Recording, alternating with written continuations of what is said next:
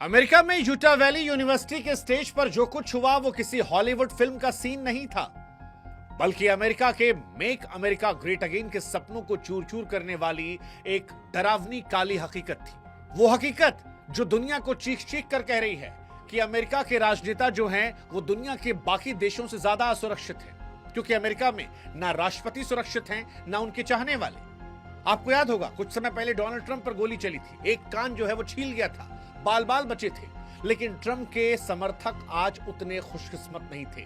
और तभी 10 सितंबर 2025 को डोनाल्ड ट्रंप के 31 साल के समर्थक चार्ली कर्क को स्नाइपर की गोली चीर देती है। कैमरे पर जवाब दे रहे होते हैं और जवाब के बीच में 30 साल की युवा को गोली लगती है, खून की फव्वारें निकलती हैं और उस डरावनी तस्वीर ने अमेरिका की उस बीमार सियासत को एक बार फिर दुनिया के सामने बेनकाब कर दिया, जहां शब्दों की जंग जो है वो खून की होली में तब्दील हो जाती है।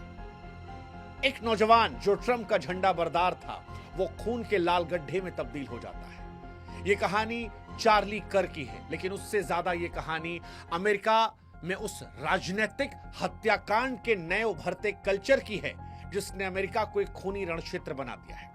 ये कहानी अमेरिका के उस गन कल्चर की है, अमेरिका के उस ढोंग की है जहां डेमोक्रेसी के नाम पर बोलने की आजादी को प्रमुखता से रखा जाता है, जहां आजादी के मंदिर जैसे शब्दों का संबोधन किया जाता है, जबकि वही अमेरिका आज बोलने पर अपने लोगों को मार देता है। चार्ली कर्क को क्यों मारा गया?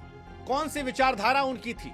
किन किन मुद्दों को लेकर वो स्टैंड ले रहे थे जिसकी वजह से यह हत्याकांड हुआ? और कौन है जो उनके हत्याकांड पर आज खुश है? अमेरिका कैसे राजनेताओं के लिए आज एक असुरक्षित जगह बनती जा रही है, ये सब कुछ आपको बताएंगे। लेकिन उससे पहले हमारी गुजारिश आपसे है कि आप हमारे व्हाट्सएप चैनल से जुड़िए, ताकि ये जो खबरें हम आप तक लाते हैं ये रोज आप तक जल्दी पहुंच सके। आप इन खबरों को मिस मत करें और इससे हमारी ताकत और बढ़ सके और हमारा आपका रिश्ता जो है वो एक परिवार की तरह हो सके। लिंक जो है हमने कमेंट सेक्शन में, डिस्क्रिप्शन में दे रखा है व्हाट्सएप का, जरूर जुड़िएगा। अब इस कहानी को समझना है थोड़ा पीछे चलना पड़ेगा, क्योंकि इससे पहले गोलीकांड डोनाल्ड ट्रंप पर भी हुआ था। 13 जुलाई 2024 पेंसिल्वेनिया में एक रैली में डोनाल्ड ट्रंप कुछ कह रहे थे, तभी एक 20 साल का लड़का आता है और राइफल से 8 गोलियां दाग देता है।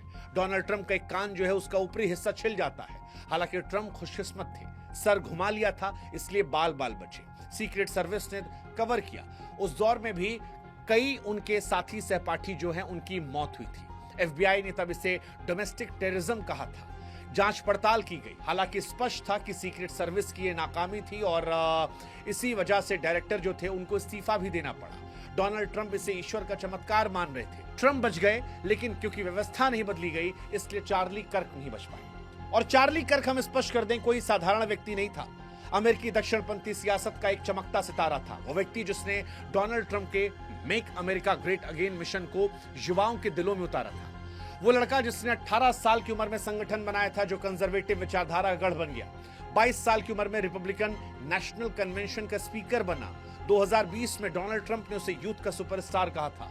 उसका अपना पॉडकास्ट द चार्ली कर्क शो लाखों युवाओं की आवाज था। हालांकि ये शख्स कई विवादित विषयों को लेकर भी एक्टिव था, जैसे वो गन कंट्रोल को गुलामी का हथियार कहते थे, क्लाइमेट चेंज को वामपंथी साजिश कहते थे और ट्रांसजेंडर राइट्स को पश्चिमी सभ्यता का अंत बताते थे। उनके एक्स पर 5 मिलियन से ज्यादा फॉलोअर थे। फॉक्स चैनल पर लगातार पॉलिटिकल बयानबाजियां करते थे। डोनाल्ड ट्रंप की जीत में अहम भूमिका निभाई थी। लेकिन इन सब के बीच में कई सारे विवाद जो थे वो भी इनके पीछे खड़े हो रहे थे। चार्ली की विचारधारा उनके लिए मुसीबत बन रही थी। एबॉर्शन का वो विरोध करते थे, गे मैरिज को वो अनैतिक कह रहे थे, कोविड वैक्सीन को उन्होंने जहर बताया था और 2020 इलेक्शन में वोटर फ्रॉड के झूठ को हवा देने काम उन्होंने किया था। चार्ली ने जितना प्यार लिया उतने ही दुश्मन बनाए। वो एक कल्चर वॉरियर थे जो वोक संस्कृति को जड़ से उखाड़ फेंकने का दम भरते थे, लेकिन यही जंग जो थी ये उनकी मौत की वजह बन गई। यूटा वैली यूनिवर्सिटी 10 सितंबर 2025 अमेरिकन कमबैक टूर का पहला पड़ाव था। मंच पर वो बैठे थे, कुछ ट्रंप की लाल टोपी में, कुछ लोग वहां पर तालियां बजा रहे थे। चार्ली माइक थामे अपने तीखे अंदाज में सवाल जवाब कर रहे थे। तभी एक सवाल आता है कि पिछले 10 सालों में कितने ट्रांसजेंडर मास शूटर्स हुए? चार्ली ने हंसते हुए जवाब दिया, गिनती में या फिर गैंग वायलेंस को छोड़कर। और तभी स्नाइपर की एक गोली धड़ाम से 200 गज दूर किसी बिल्डिंग की छत से दागी गई, जो चार्ली के गले को चीर गई। खून की धार मंच पर बह गई। सब हैरान थे। चीखें हवा में तैर गईं, छात्र भागे, कुछ छिपे, कुछ फोन पर वीडियो बनाते रहे। एक गवाह ने बताया कि गोली की आवाज ऐसी थी मानो जैसे आसमान टूटा। चार्ली गिर गए, खून बहा और सब वहां पर हैरान हो गए। एफबीआई इसे टारगेटेड अटैक कह रही है। यूटा के गवर्नर कहते हैं कि पॉलिटिकल असोसिएशन है। यूटा के गवर्नर इसे पॉलिटिकल मर्डर कहते हैं। कहा जा रहा है कि शूटर काले कपड़ों में लॉन्ग रेंज राइफल लिए रात के अंधेरे में गायब हो गया। चार्ली को अस्पताल ले जाया गया, लेकिन उससे पहले ही वो दुनिया छोड़ चुके थे। उनकी पत्नी लिखती है कि अब भगवान ही हमारी ताकत है, लेकिन उस रात भगवान भी खामोश थे। एफबीआई और एटीएफ ने छानबीन शुरू की है। 2 संदिग्धों को पकड़ा है, लेकिन सबूत अब तक नहीं मिले हैं। मोटिव बताया जा रहा है शायद चार्ली की विचारधारा, ट्रांस विरोधी रुख, वोक संस्कृति पर हमला और गन राइट की वकालत ने उन्हें निशाने पर ला दिया। वो सवाल ट्रांसजेंडर शूटर्स का कोई संयोग नहीं था।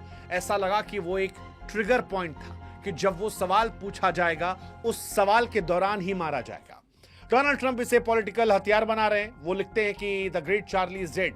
रेडिकल लेफ्ट ने नाजी कहा और अब मार दिया। ये लेफ्ट की जहरीली सोच का हिस्सा है। उधर कमला हैरिस लिखती हैं कि पॉलिटिकल वायलेंस का कोई स्थान नहीं है, ये घृणित है, निंदनीय है, लेकिन ये अमेरिका का सच है। वो सच जो बताता है कि अमेरिका में राजनेताओं के लिए विचारधारा रखना डरावना हो चुका है।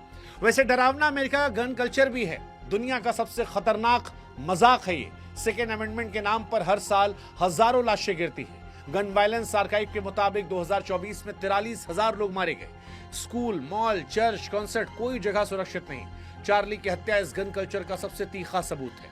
वो खुद गन राइट्स के पैरोकार थे। उनके शो में वो चिल्लाते थे गन कंट्रोल हमें गुलाम बनाएगा, लेकिन इसे आप आयरनी कह सकते हैं कि जिस गन कल्चर को वो सपोर्ट कर रहे थे उसी गन कल्चर ने उनकी मौत की कहानी लिख दी। और इसी गन कल्चर का असर डोनाल्ड ट्रंप पर भी हुआ था। हालांकि वो खुशकिस्मत थे, एक गोली कान को छुई और वो बच गए। अब सवाल है अमेरिका में गन कल्चर क्यों है।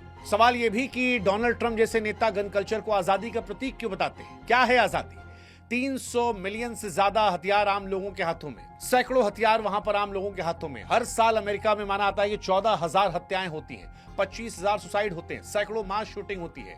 6 जनवरी 2021 से कैपिटल दंगों हो या फिर 24 में ट्रंप पर असैसिनेशन, गन अब पॉलिटिकल हथियार बन चुकी है। ये लोगों को निशाना बनाने का तरीका है, लेकिन अमेरिका अभी भी इसको सपोर्ट करता है। अमेरिका में नेता सपोर्ट करते हैं। वो कहते हैं कि एक सिक्के के 2 पहलू हैं।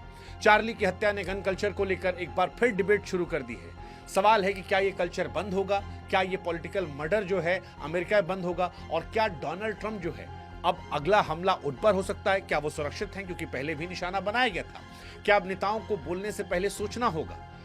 स्कूल में बच्चे मर रहे हैं, कैंपस में गोलियां चल रही हैं, चार्ली जैसे लोग मंच पर मर रहे हैं, लेकिन उसके बावजूद अमेरिका में ये कल्चर खत्म नहीं हो रहा। सच कहें तो अमेरिका जो है वो भारत के यूपी बिहार से भी ज्यादा सुरक्षित हो गया है नेताओं के लिए। हमारे यूपी बिहार या बाकी जो राज्य हैं, राजस्थान, हरियाणा या देश के बाकी राज्य जितने भी हैं, वहां पर अमेरिका के मुकाबले डकैती, मर्डर, अपहरण जो है वो ज्यादा होता है, लेकिन राजनीतिक हत्याकांड कम है। अमेरिका में 2024 में ट्रंप पर 2 बार हमला हुआ। 2021 से अब तक वहां पर 300 पॉलिटिकल वायलेंस हो चुके हैं। और इस बार चार्ली की हत्या ने सबसे ज्यादा स्पष्ट किया कि अमेरिका का ग्रेट बनने का सपना आज की ब्लडी हकीकत है। हमारे यहाँ जातिगत हिंसा होती है, अमेरिका में आइडियोलॉजिकल हिंसा होती है, यानी हमसे बहुत ज्यादा अलग वो नहीं है। हाँ, उन्होंने उसको पॉलिश कर रखा है, इसलिए वो अपने आप को सही तरीके से पेश कर पाते हैं, लेकिन सुरक्षित न पूर्णता यहाँ है न पूर्णता वहां है। यहाँ पर गरीब आदमी परेशान है, वहां अमीर आदमी परेशान है। खैर, चार्ली की मौत हो गई है। असर क्या हुआ? असर हुआ यूनिवर्सिटी बंद है, क्लासेस सस्पेंड है, पुलिस जो है वो जांच पड़ताल कर रही है। डोनाल्ड ट्रंप इसे इलेक्शंस में भुना सकते हैं, कहेंगे कि भैया लेफ्ट ने मारा, लेकिन सवाल ये है कि ये रुके कब। जब तक गन कंट्रोल नहीं होगी क्या तब तक ये रुक पाएगा? ये देखने वाली बात है। लेकिन एक बात जो स्पष्ट है वो ये कि अमेरिका आजादी का प्रतीक नहीं है। अमेरिका में शब्दों की जंग बंदूक में तब्दील होती है। ट्रंप बचे, उनके सिपाही मर गए। चार्ली की मौत आज सिर्फ एक हत्या नहीं, बल्कि लोकतंत्र में विचारों की आजादी की हत्या है। और इस हत्या की जितनी ज्यादा निंदा की जाए उतनी ज्यादा कम है, चाहे वो हिंदुस्तान हो या फिर अमेरिका। और इसीलिए आज हम कह रहे हैं कि अमेरिका असुरक्षित है, अनसेफ है।